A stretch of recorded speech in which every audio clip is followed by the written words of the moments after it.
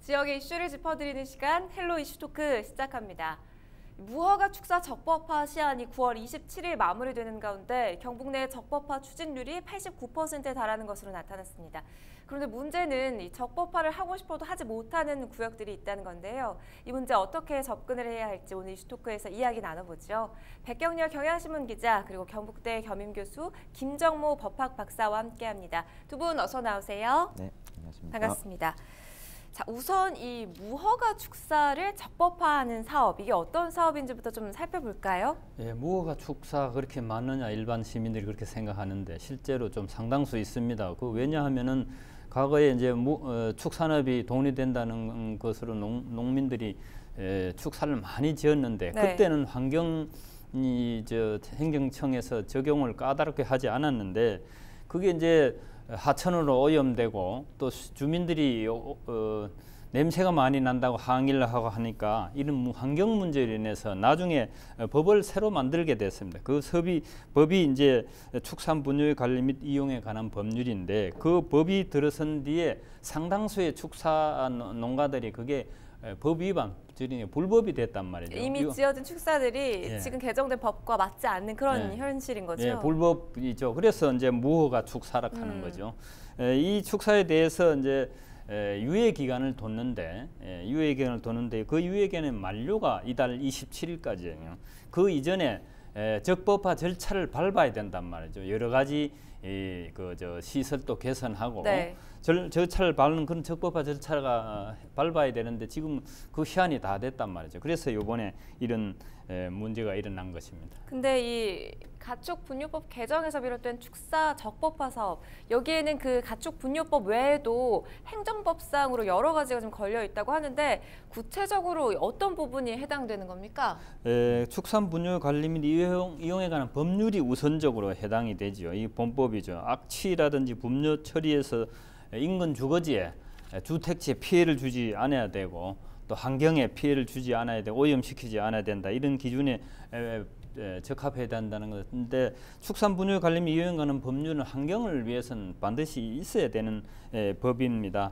그 다음에 문화재 보호구역, 상수원 보호구역, 학교 정화구역 이런 곳에서는 아예 아나운서님 말씀하신 대로 폐업을 하거나 다른 곳에 신축을 해야 된다. 아예 그 할 수 없는 구역이다. 이렇게 정한 법도 있습니다. 그 법을 지켜야 되고 그다음에 소방법이라든지 국토이용관리법이라든지 약 26개의 법이 이번 축사와 관련해서 간접적으로 관련되어 있습니다. 굉장히 복잡한 절차를 거쳐야 하는 걸로 이제 볼 수가 있을 텐데요. 오랜 기간 동안 이 적법화 유예 기간을 뒀는데 그럼에도 지금 마무리돼야 하는 지금 이 시점에까지 와서도 지지부진했던 이유가 있을까요? 일단 그 가축 분뇨법 시행부터 좀 살펴봐야 될 것 같은데요. 2015년 3월에 이게 발효가 됐습니다. 발효될 때만 해도 그 신규 농가만 좀 이렇게 대상이 된다 이렇게 나왔었는데 이후에 그 12월에 법이 좀 개정이 된 측면이 있거든요. 네. 이때는 이제 기존에 이제 있던 축산 농가까지 포함이 됐어요. 그래서 이제 소급 입법되다 보니까 좀 이제 불만이 있는 측면이 있는데 이 과정에서 이제 그 축산 농가하고 좀 이제 그 법이 소급 적용되면서 의견 수렴이 조금 부족한 측면이 있었습니다. 그래서 축산 농가들 같은 경우에는 헌법의 소급 적용 금지 원칙에 좀 위배됐다 이러면서 헌법 소원을 좀 제기하기도 했었거든요. 그래서 좀 약간 그 지지무신했던 측면이 여기서 있는 거고요. 법의 목적은 사실 그 가축 분뇨법이라고 한다면은 분뇨를 이제 좀 재이용하거나 자원화한다는 거죠. 자원화하거나 아니면 이제 좀 재이용하기 어려운 부분에서는 적정 처리를 목적으로 한다 이런 이제 목적이 있었는데 분뇨 처리와 무관했던 앞서 그 박사님께서 소개해 주셨던 건축법이나 소방법 또 이제 그 국토이용관리법 등 무려 26개의 법안이 같이 맞물려 있어요. 이 복잡할 법에. 것 같아요. 네. 그러다 보니까 이게 그 농가 입장에서는 좀 적법화를 하고 싶다 이래도 좀 약간 엄두를 못 내는 이런 그 측면이 좀 있는 부분이고요. 또 그리고 또 정부 또는 또 공공기관이 또 잘못해서 좀 미화가 되는 또 사유가 또 발생을 했어요. 네. 예를 들면 이제 또 GPS 측량에 따라 이제 좀 오차까지도 어떤 미허가로 일단 분류하고 있는 이런 경우도 있었다고 전해지고 있거든요. 여기에 또 이제 지자체가 또 해당 지자체가 좀 약간 소극적으로 대응한다 이런 부분도 이제 좀 지지분이한 이유 중에 하나로 들어가고 있는데 관계부처에서 좀 합동으로 좀 좀 제도 개선에 대한 합동 지침서나 어떤 독려문을 보내고 용도 폐지나 매각 절차 등의 좀 행정 업무를 좀 효율화할 수 있는 이런 제도를 해야 되는데 이런 노력이 좀 부족했다 이런 지적도 나오고 있는 아니, 지금 상황입니다. 9월 27일이 지나고 나면 내가 가지고 있는 축사가 적법화 단계를 거치지 않고 나면 이게 불법이 되는 거잖아요. 그런데 이 적법화 신청을 농가들이 직접 나서서 해야 한다는 점, 이것도 한 원인으로 볼 수 있을 것 같습니다. 예, 그 적법화 신청을 농민들이 뭐 스스로 할 수밖에 없는데 그게 절차가 사실상 좀 까다롭습니다. 네. 그 분야 전문가가 아니면은 처음 해보면은 굉장히 까다로운데 그래서 행정사라든지 변호사가 대응을 하죠. 뭐 변호사까지는 안 해도 행정사가 대응을 하면 되는데 일반 농가에서 행정사 대응을 하는데 또 비용을 지불해야 되니까 이제 안 하고 있고 또 관청에서도 행정관청에서도 기존의 행정사나 변호사는 별로 업무상 연관이 없어서 그동안 업무상 관련이 있는 건축 설계사한테 주로 이제 연계를 해주고 하는데 네. 실제 건축 설계사는 이게 이런 걸 대행해 주어가지고는 뭐 수익성이 없어서 잘 안 하고 있어서 네. 그러다 보니 이제 이 농가에서 지금 적법화 스스로 신청하는데 좀 한계가 있고 어려움이 있는 거죠.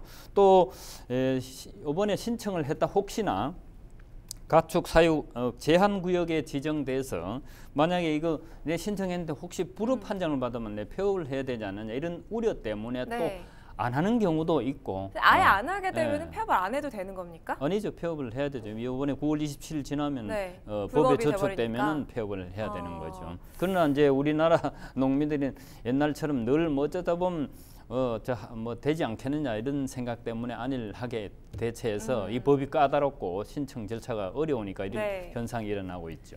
지금 무허가 축사가 가장 많은 지역이 우리 지역 경북이잖아요. 근데 최근에 적법화 밟은 축산 농가들이 늘고 또 아주 활기를 띠고 있다는 소식인데 적법화 이행률이 뭐 수치상으로는 어느 정도 되는지 한번 짚어볼까요? 일단 좀 다행히 높긴 합니다. 농림축산식품부에 따르면 지난달 15일 기준이거든요. 무허가 축사의 적법화 추진율이 완료된 곳이 10곳 중 4곳 정도 돼요. 39.5%로 나타났고 지금 현재 진행 중인 곳이 10곳 중 5곳 정도, 그러니까 49.4% 정도였고 그래서 이제 합치면은 한 89% 정도 되거든요. 미진행 농가 비율이 그러니까 한 10곳 중 1곳 정도밖에 되지는 않아요. 11.1%로 수치상으로는 드러나고 있습니다. 그중에서 이제 대구의 경우에는 57개 농가가 있는데 74% 추진율이 있고요. 추진율을 보이고 있고 좀 낮죠. 경북에 비해서는 좀 낮은데 경북은 7,200여 농가 중에서 89% 정도의 이행률을 보이고 있습니다.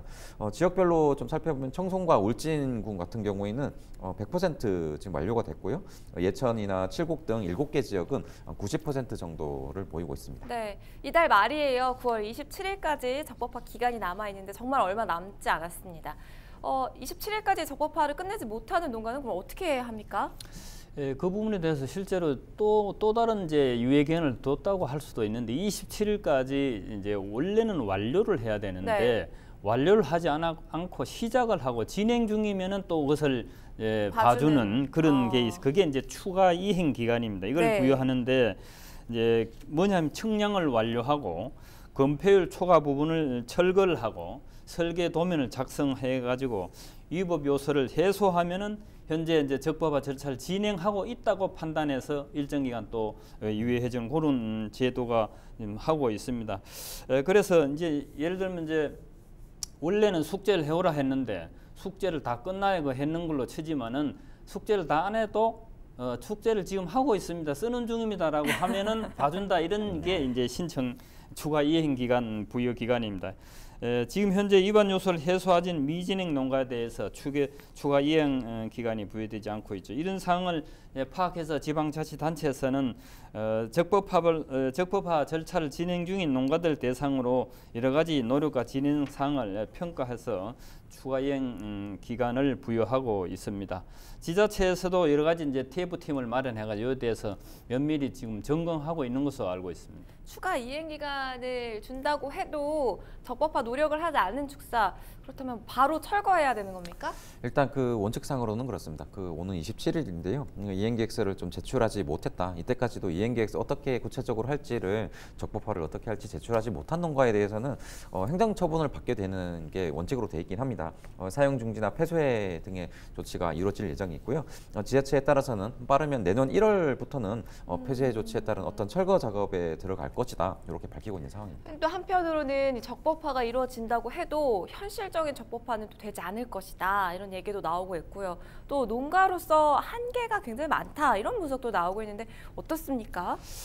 지금 현재 지방자치단체는 주변 주민들의 이제 민원이 많아가지고 또 특히 이번에 법률이 개정돼서니까 이 법에 따라서 가축 사육 제한 구역이라는 걸 지정할 수 있는데 그 지정이 점점 지금 확장을 하고 있습니다. 어떤 지자체는 이제 99%까지 전체 관할 면적의 99%. 그런데 사실상 축사 신고는 완전 불가능한 걸로 돼 있죠. 뭐 낮은 지자체도 80% 이상 가축 사육 제한 구역으로 지정을 하고 있습니다. 그다음에 현재 무허가 축사들은 대부분 연세가 좀 든 분들이 소규모로 농사를 짓고 있어가지고 만약에 사용 중지와 폐쇄 명령이 내려지면은 이들의 이제 생업 기반이 무너질 수 있다는 이런 문제도 있습니다. 그리고 또 이 상수원 보호 구역이라든지 학교 정화 구역 이런 데 묶여 있는 것은 폐업을 할 수밖에 없고 또 이전 신축을 할 수밖에 없기 때문에 여러 가지 지자체에서 그것을 이제 폐업 문제를 유도하고 신축 이전을 유도를 하고 있습니다만은 현재 그와 관련돼서 적법한 보상도 따라야 된다 이런 이제 지적이 있습니다. 그렇죠. 뭐 법이 바뀌었으니까 따라야 되는 부분 분명히 있겠지만 현실적으로 좀 어려운 부분도 분명히 있을 것 같습니다. 농가 구제를 위한 대안 없을까요?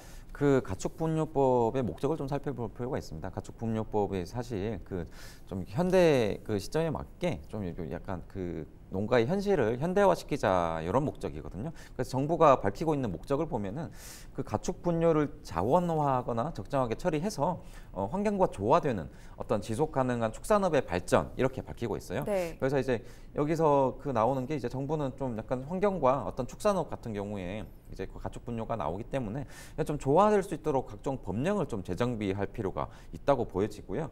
또 축사 시설을 좀 현대화하는데 필요한 아낌없는 좀 어떤 지원 같은 게 좀 필요하다고 볼 수가 있겠습니다.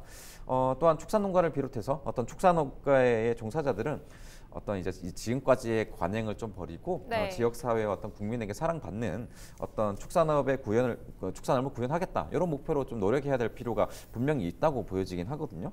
그래서 좀 약간 실질적인 도움을 좀 받을 수 있는 여지가 농축산품부에서 얘기하는 어떤 스마트 축산 사업이 있습니다. 여기서 이제 있는데 여기 그 적법화를 좀 진행을 하면서 여기서 이제 필요한 경우에는 앞으로 분뇨 관리 등을 좀 약간 효율적으로 할 수 있도록 농가에서 직접적으로 와닿을 수 있도록 이런 그 ICT를 이용해서 스마트 축산, 이른바 스마트 축산 사업을 좀 이룰 수 있도록 정부에서도 좀 지원책이 좀 필요하지 않나 네. 이런 지적이 나오고 있습니다. 말씀하신 것처럼 축산시설 현대화는 분명히 필요한 부분입니다. 그런데 또 다른 이 비판적인 시각에서 본다면 이게 영세 농가만 피보는 게 아니냐.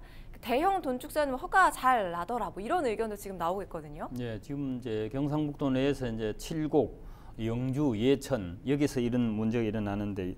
안동에도 서우면 학가산 온천 인근에 축사 건립 허가를 취소하는 주민들의 반발이 있었고 칠곡군 동명면 기성리 주민들도 대규모 축사에 피해를 보고 있다면서 또 시위를 했고 그다음에 예천군 지보면에도 얼마 전에 그런 문제가 나서 예천군청 앞에서 시민들이 대대적인 이제 시위도 하면서 결국은 취소 사태가 나기도 했습니다.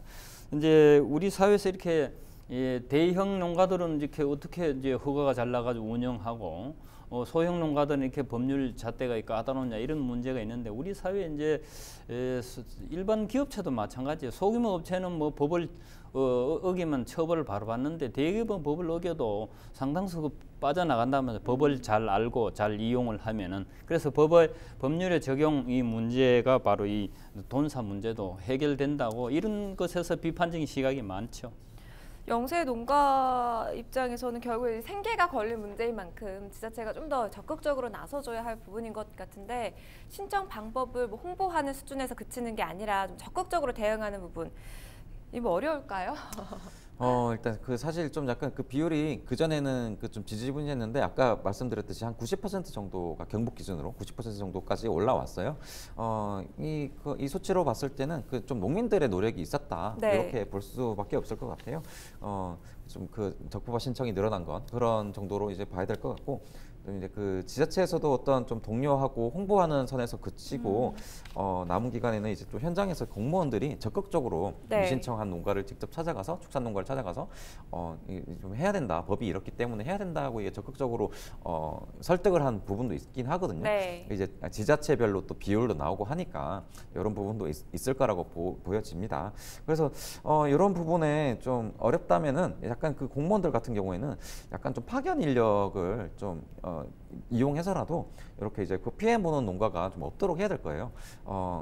앞서서도 말씀드렸지만 좀 고령의 이제 그 종사자들이 많고 농민분들이 좀 여기에 대해서 이때까지 관행으로 이루어졌던 부분이 있기 때문에 이 법을 잘 모르는 경우가 아직까지 있긴 하거든요. 네. 그래서 이런 피해 보는 농가가 없도록 지자체에서 홍보하는 것밖에는 없을 거라고 생각하고요.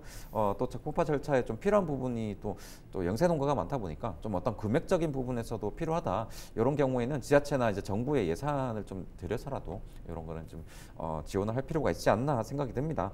그리고 또 적법화가 좀 어려운 곳 같은 경우에는 인근으로 좀 이전할 수 있는 그런 여지가 있는지 이런 부분도 좀 살펴봐야 봐야 될 것 같고 또 이제 그 의전에 따른 좀 약간 비용이 드는 부분은 앞서 말씀드렸듯이 이제 정부나 지자체에서 조금 지원해 줄 수 있는 방안은 없는지 이런 부분도 좀 세심하게 살필 필요가 있다고 보여집니다. 네, 지금 적법화 기간이 이달 말로 코앞으로 다가왔습니다. 적법화 신청 절차가 어떻게 되는지 좀 잠시 이야기를 나눠볼까요? 네, 우선 그 가축분뇨 배출 시설에 대한 어떤 설치 허가 신청서를 먼저 농가에서 제출을 해야 됩니다. 그래서 3개월 안에 시군 환경보호과에서 요구하는 어떤 보완사항 이런 부분들을 좀 보완을 해서 뭐 예를 들면 적법한 시설 및 인허가 서류 이런 부분들을 좀 농가에 보완하라고 지시를 하거든요. 그럼 지자체에서 이런 요구를 받고 농가에서 다시 제출을 해야 되고요. 이후에는 이제 적법화를 어떻게 할지 이행 계획서를 구체적으로 작성을 해서 농가에서 네. 제출을 하게 되는데 여기에 이제 가축 분뇨와 악취의 어떤 적정 관리 방안이 어떻게 포함될지 이런 내용이 담겨 있습니다.